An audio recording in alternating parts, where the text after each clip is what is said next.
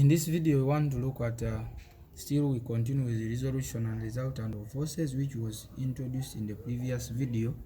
And now we want to go. There are two cases which we normally consider. The first case is this one, where we have forces acting at a point. Numerous forces, they can be 2, they can be 3, but they act from one point or at one point. So we go to our example, find the magnitude and direction of the resultant of the forces shown below. We said in the previous video that if you want to find the resultant of the force, you must resolve forces into the x and y direction. So Roman 1, we are dealing with a 3 Newton force, a 6 Newton force, and a 4 Newton force, which are acting as you can see. Now, every force is, when we are resolving, like we did in vectors, is handled at once. For example, when I look at my 3 Newton force, it is acting, and I've been given its angle is 45, and then its arrow is pointing down. That is for the 3 Newton force. Now this force is acting at an angle of 45, and then we want to resolve it. The red dots are showing the direction, so this becomes my y-axis and this becomes my x-axis. The aim is to resolve this force. When we are resolving, we are simply turning this force to face, to become, we need to get two components which are perpendicular. So we consider the y and x axis. You realize if I resolve this force, since it is pointing down, when I resolve it like this, it will continue pointing down. So the vertical component is going to point down. And in our previous video, we said we shall have any force pointing down to be negative. Similarly, if I resolve it in the x direction, I'm going to have it point in the positive x direction, as you can see, and therefore that force will have a positive x component. Now, like we did in vectors, the two components are generated if we consider right angle triangle. Now when we look at our triangle here, we shall have our angle here, the two x and y axes are perpendicular, so the angle here becomes 90 minus 45 to give us 45. This one here becomes 3 cos sine 45, and this one down becomes 3 then cos 45. The same is what we are going to do for the rest of the forces. For the 4 Newton force, it is acting along the x-axis, and therefore shall not have components for that one. And we are going to work out our resultant. We can either simply say our resultant, like we did in vectors, write it in column form. We write the x first. For the 3 Newton force, we have seen that this one will point in the negative direction. So we shall have negative 3 cos of 45, and then we shall have this one will be positive 3 because it is pointing in the positive, and this will be negative. So we shall have positive 3 cos 45 and then negative 3 sine of 45, as you have seen when we are rotating using our pen.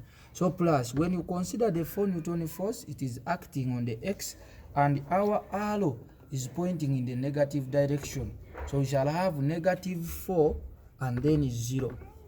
Then lastly plus, when you look at our 6 Newton force, if we rotate it on the vertical, it will point up, and on the horizontal, it will point this side. However, normally we prefer, all students prefer to use this angle when resolving. So we can calculate this angle, and it will give us 13 degrees because this is 60 and the total must be 90. So when I resolve that one, considering the 30, the horizontal component is going to be 6 cos of 30, and the vertical component is going to be 6 sine of 30. After there, I can now get my resultant, which is going to be, when you place your calculator, you simply have to get 3 cos 45. We shall have our 3 cos 45 minus 4, then plus 6 cos 30, and we shall get our resultant being, we shall have 3, we write to 4 decimal places, 3.3175.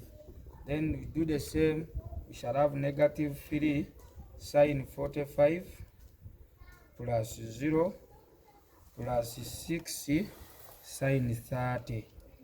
And we shall have 0.8787. Make sure you don't do a mistake on your calculator. Check your values. Now we said this is our x and this is our y. Our magnitude of resultant is going to be the square root of x squared, which we have got as 3.3175, and then squared plus 0.8787 squared.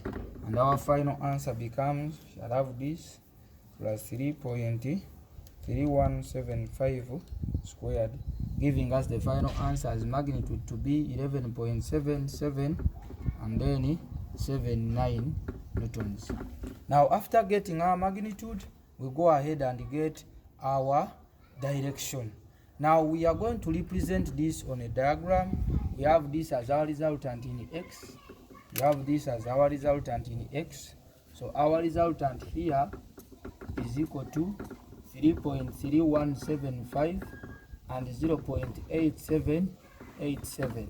This one becomes your resultant in x and this becomes your resultant in y. So after resolving, when we represent this, this is positive, so it will be going this way. We have 3.3175, and then we have also this one positive, it moves up 0.8787. To get the direction, you have to first represent the forces on a triangle of forces, as you can see, following the directions we have. Now after here, our resultant will be the force which cancels out these ones, and then we shall have the angle we are looking for to be theta here. So that's why we normally say this is our resultant in x, this is our resultant in x, this is our resultant in y, and when you follow the triangle, your tan of theta is always going to be the resultant in y over resultant of x.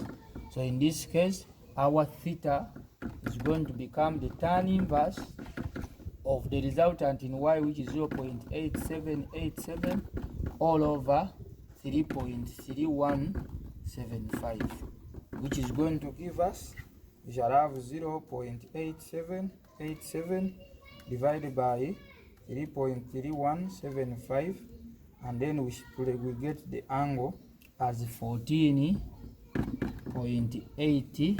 Angles you can give to 4 dps or more, 2 dps or more, 84 degrees. And stating the angle, I've told you, you can simply say, therefore, the resultant is, we have 11.7779 newtons in the direction. Now when I follow my triangle there, I have this as my east, then I'll have my north here.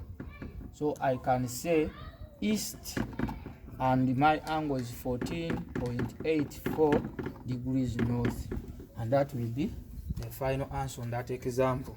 We cross on to Roman 2, where we have more than 3 forces, and our forces given, we have 6 newtons, 3 newtons, 1 newtons, and 2 newtons. Like we have done in this example, we are going to simply resolve the forces and then after see what we can do. You follow each force in its direction. I'm going to start with the 3 Newton force, which force is pointing down, so it has no x component. It is pointing down, therefore its y component will be negative, so we shall have negative 3 plus. When I continue, I have my 6 Newton force, which is acting at 45 degrees, so we shall have 6 cos 45, but when you resolve it, it is going to point in the negative direction. So that's why we shall have negative 6 and then cosine of 45. Then if we resolve it vertically, it points up, and we shall end up having positive 6 sine of 45. And then we continue to the other force, which is 1 Newton. For the 1 Newton force, the angle given is to the vertical, the angle to the horizontal becomes 60 degrees, because to the vertical it is 30. So we shall have our 1 Newton.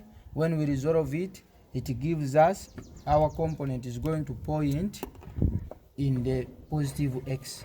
So the 1 Newton, its horizontal component becomes 1 cosine of 60, and when we resolve it, still it will be down but pointing up. Take note. Therefore, we shall have 1 sine 60. Finally, our last force is the 2 Newton force, which when we resolve horizontally, let us get the angle to the horizontal. It will be 70 degrees because the angle given is 20. And when we resolve horizontally, our force is going to turn and point in the positive, and therefore we shall have our 2 cosine of 70. And then when we resolve to the in the vertical direction, it will point down, so we shall have negative 2 and then sine of 70. You get your calculator very fast and place. We have 6 cos 45, 6 cosine of 45 plus 1 cos 60.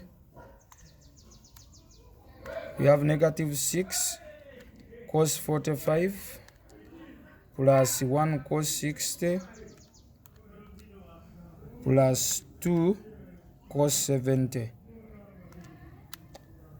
And you get your answer as negative 3.0586.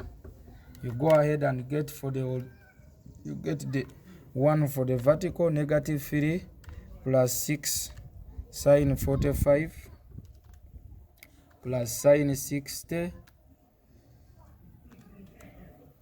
plus negative 2 sine negative 2 sine 70. And that gives us 0.2293. The error is when you place the calculator wrongly, and that one anybody can do. You just need to be careful. Then after there, we have said this is our resultant in x, and then the resultant in y. Just as we got magnitude in vector, our magnitude of r is going to be the square root of resultant in x, which is negative 3.0586, and this is going to be squared plus 0.2293 also squared. So we shall have our final answer as negative 3.0586 squared, and then we have negative 3.0586